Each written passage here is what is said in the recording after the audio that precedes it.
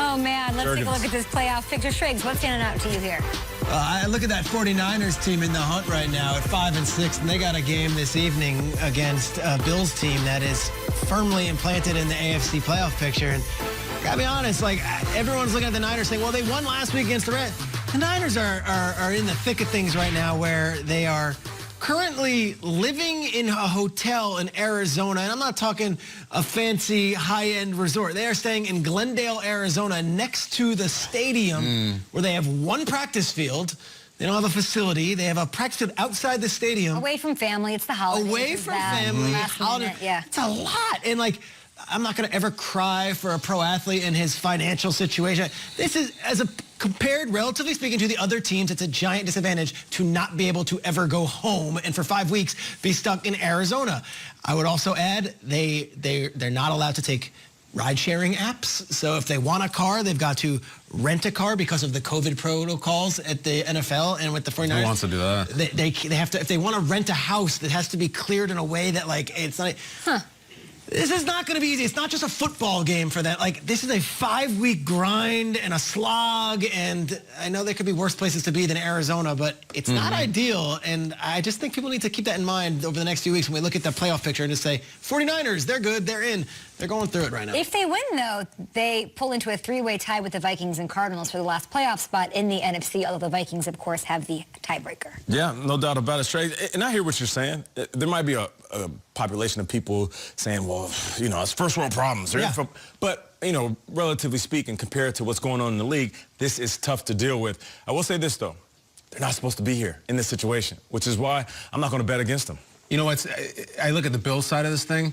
The whole broadcast is going to tell that story, Peter, and it's going to say all that I think the Niners have been through, and they'll probably do a great job of cataloging it. And I feel like the country's going to be rooting for the Niners tonight. Bills have to stomp them. Like, no mercy. Great story. We respect what you're going through. We're going to try to hang. It's not that easy. It's not. Of course it's not. But this is a test for the Bills, too. They're usually the darling that everybody roots for, and the underdog, stomp them. The Bills are returning to the same exact site where they lost on a Hail Mary. Like, they have ghosts in that stadium, too. They have not been back there since. This is the last time the Bills went. You know, the Niners have a really tough time going to Arizona in their own way.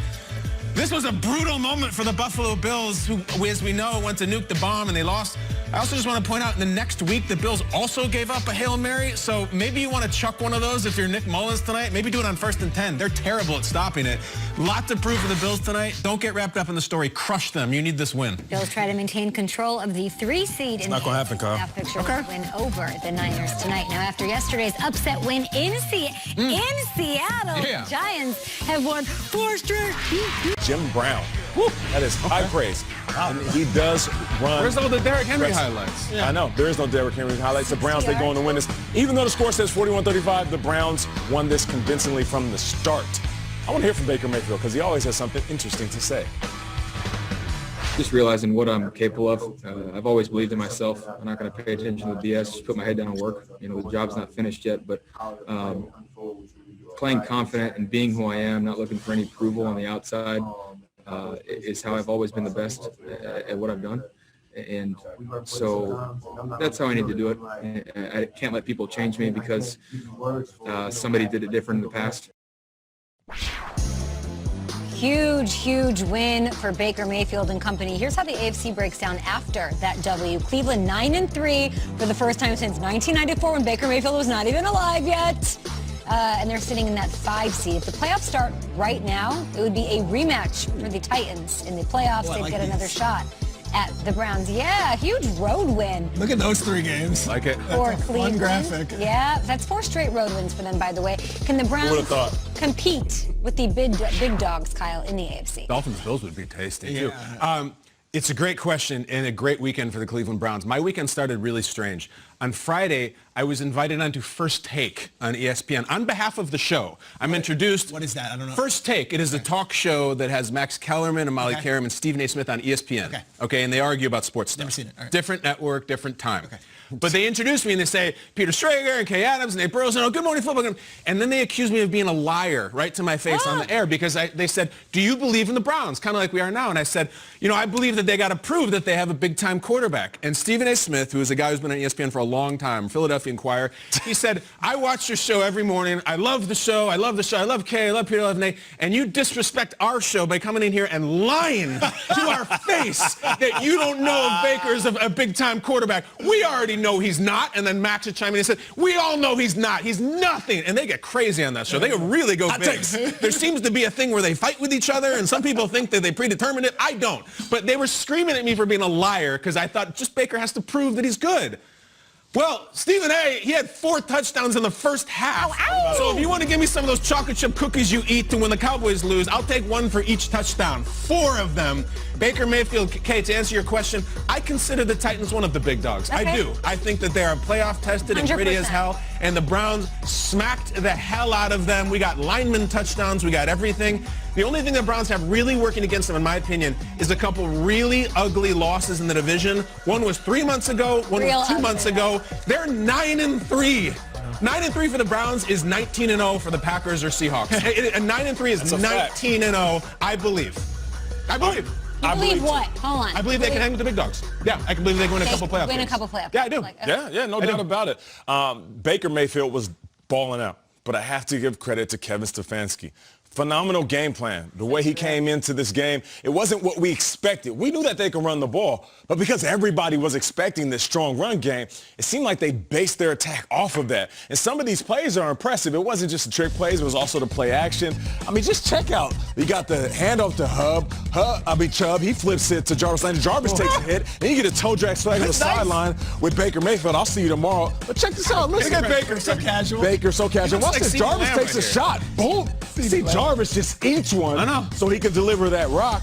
And then we saw the trick play in the back of the end zone. Kendall Lamb, big fella, out there catches the rock. So for me, you go into this game, you're like, it's going to be hardcore running versus hardcore running.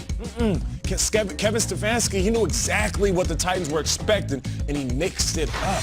You talk about a mixed bag, you do that segment, Shaggs. He dig deep into that mixed bag and had a great game plan. First off, I'd like to address Kendrick Perkins, who I have beef with. He was on First Take the other day talking about James Harden, how he won't win the big one. What? James Harden was a Game 7 away from beating the Warriors. Okay, Hey, Perkins be beefing. I know. I don't want to mess with Perk was on Friday, too. Ben Simmons, no mid-game, mid-range jumper. I'm not messing with Perk, and I'm not messing with the Browns either. Okay. The Browns showed me something boy. yesterday. We hyped up Henry versus Chubb and Hunt all week. Derrick Henry's face was on a milk carton yesterday. Whoa. Was Baskin. Was Derrick Henry in this my game? God. And he's big. Here's early in the game. It's his first fumble and 307. He had 60 yards total yesterday, and a lot of it didn't matter when the game was actually in contention. The Browns defense was flying all over the field, and I had the Taki jersey. Yeah. Taki was out there, yes, but it was everyone. And I got to give credit to Nate. You went to their offensive side of the ball. Their defensive coordinator, Joe Woods, was doing things I haven't seen any defensive coordinator do to Derrick Henry. They bottled him up, but they also made Tannehill beat them in ways that Tannehill just couldn't. Look at This Henry. is a great stat. Over the last 2 years has been so good in December. Such a Browns said crazy no. number. And then let's introduce Joe Woods, because we're going to talk a lot of offensive whiz kids, as Joe Woods comes from the Robert Saleh and Shanahan tree there.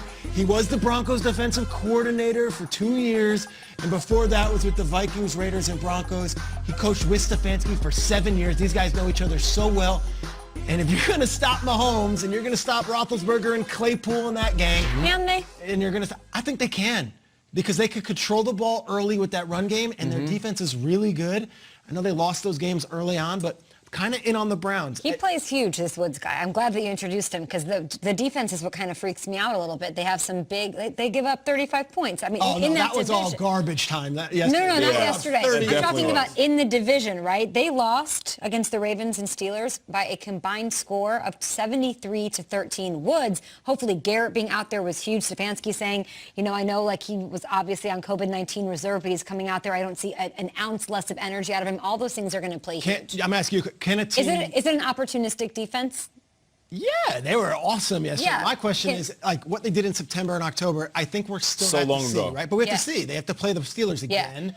They got to play the Ravens, right? Again. So when you guys are in on that, I am in Can we on play a little trust game here for a little bit? I don't really need this. Oh, I guess we can look at the schedule. Yeah, okay. it's- They've got this is where I am. They have one of the big brothers next week.